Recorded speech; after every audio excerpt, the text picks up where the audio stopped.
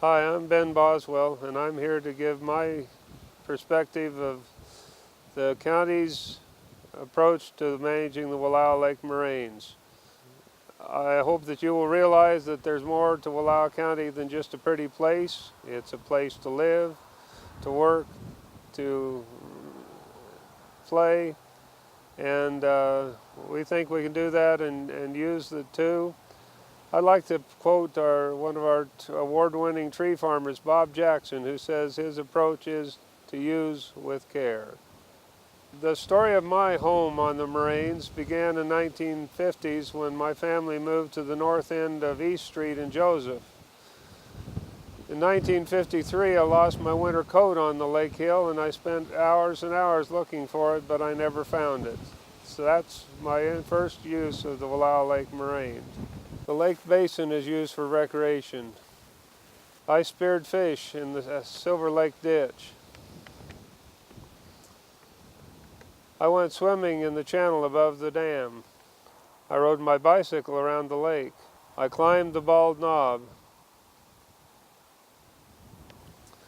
I shot my first deer on the back of the East Moraine. I bucked my stick horse out of the chutes at the old rodeo grounds on top of the East Moraine.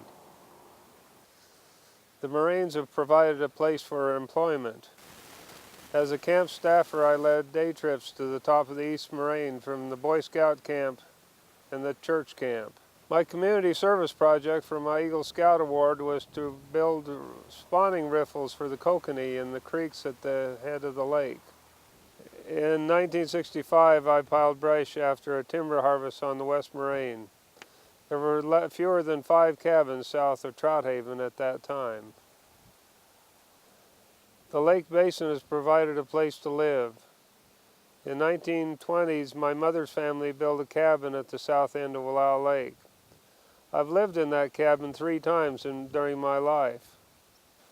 I've helped build a house on the north end of the lake near the dam and a cabin on the south end of the lake high above the timberline. The lake basin is provided for education. I became the science teacher at Joseph High School in 1980.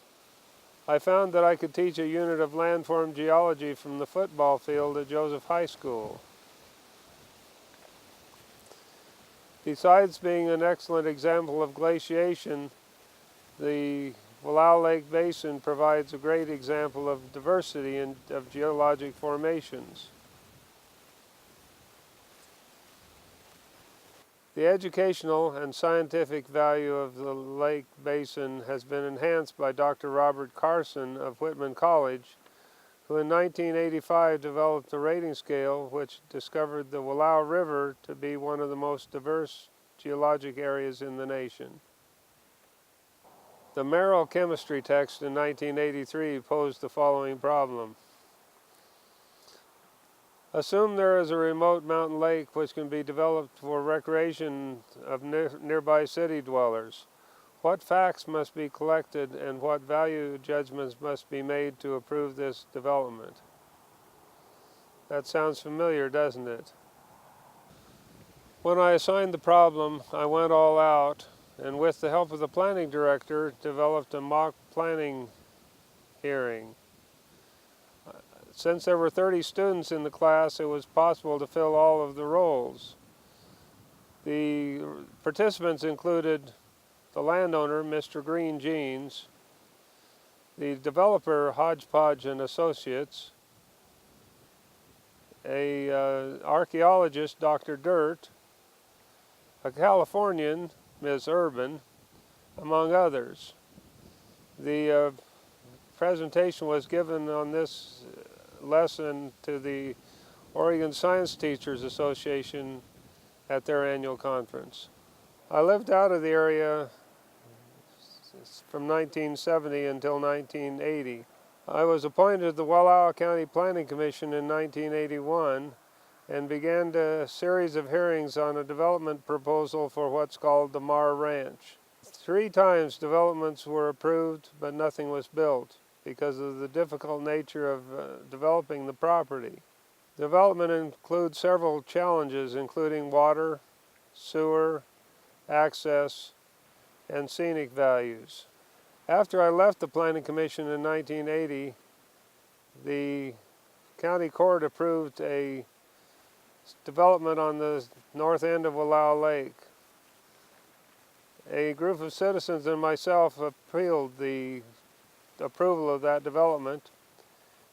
Over the next 3 years, it was appealed to the Land Use Board of Appeals and the Court of Appeal. After an exhaustive set of review, the decision was remanded to Wallowa County for review.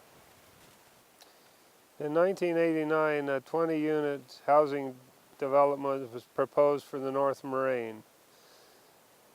I testified against it, as I had been, as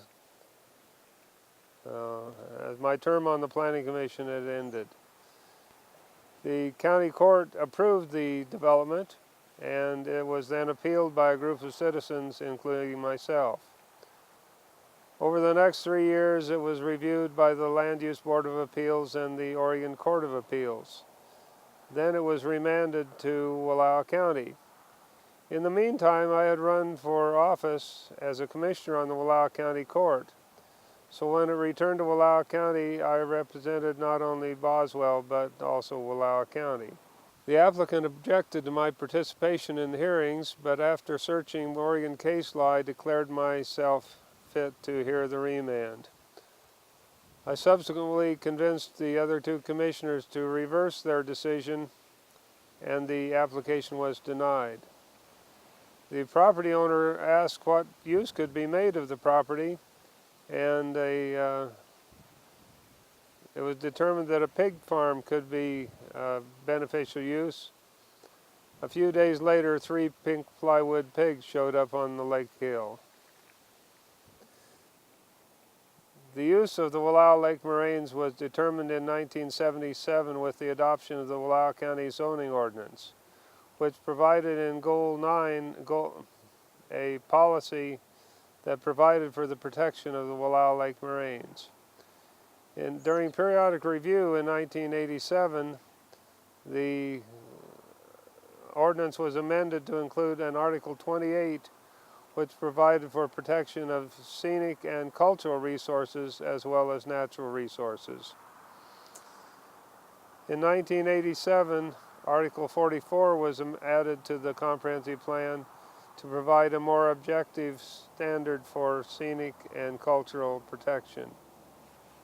Maintaining the use of the moraines to limited grazing and harvesting with no residential development is the preferred option for Wallowa County.